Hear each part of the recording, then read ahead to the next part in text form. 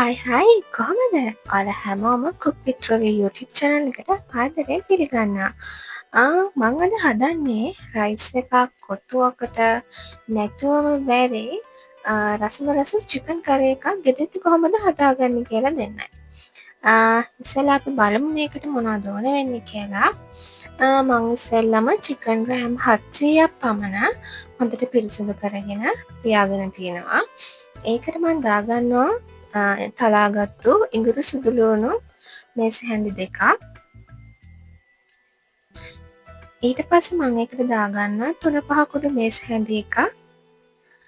ඊට පස්සේ බෙදපු 3-5 කුඩු මේස හැඳි එකක්. මිරිස් කුඩු මේස හැඳි එකක්. ගම්මිරිස් කුඩු තේ හැඳි භාගයක්. කහ කුඩු තේ හැඳි භාගයක්. ලුණු කුඩු රස අනුව දාගන්න. මම මෙතෙන්දී නම් ලුණු කුඩු තේ හැඳි කමාරක් විතර දාගන්නවා. ඊට පස්සේ තෙල් මේස හැඳි දෙකක්. මේ ටික හොඳට මික්ස් කරගන්න.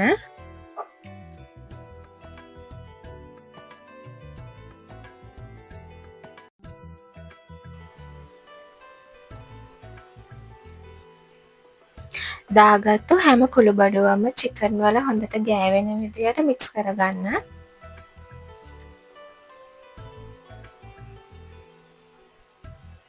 ඊට පස්සේ අපි මේක විනාඩි 15ක් සීසන් වෙන්න පැත්තකින් තියලා තියාගන්නවා. අපි දැන් බලමු චිකන් කරි එක කොහොමද හදාගන්නේ කියලා. මේකට මම මැටි ඇතිලියක් ලිපේ තියාගත්තා. ඒකට දාගන්නවා මම තෙල් මේස හැඳි දෙකක්.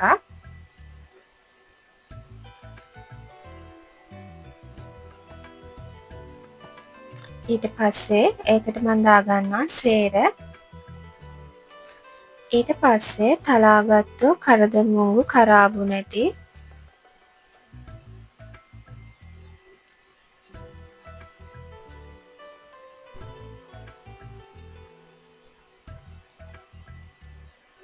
ඊට පස්සේ කපාගත්තු ලොකු ලෝණු ගෙඩියක්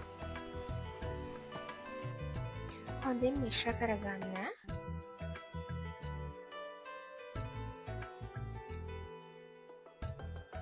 ඊට පස්සේ මම එකට දාගන්නවා කරපිංචා රම්පේ.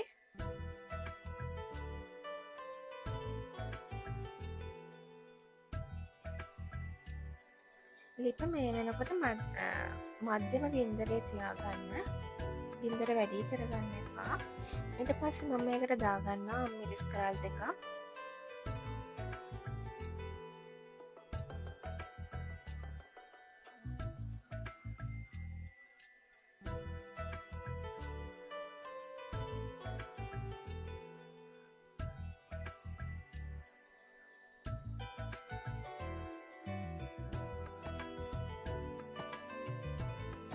කුරුඳු පොතු සල්පයක්.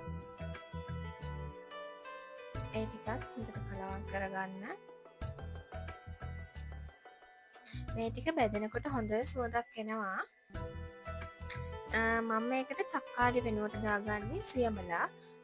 මෙතෙන්දි මම සියඹලාට 4-5ක් විතර මඩ උණුසුම් වතුරේ හොඳට දිය කරගෙන තමයි මේක පේස්ට් එකක් විදිහට මම දාගන්නේ.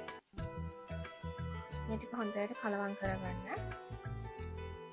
ඊට පස්සේ අපි අර සීසන් වෙන්න තියලා තිබ්බ චිකන් ටික මේකට දාගන්න. මේකත් විනාඩි 3ක් විතර හොඳින් කලවම් කර ලිපේ උයා ගන්න.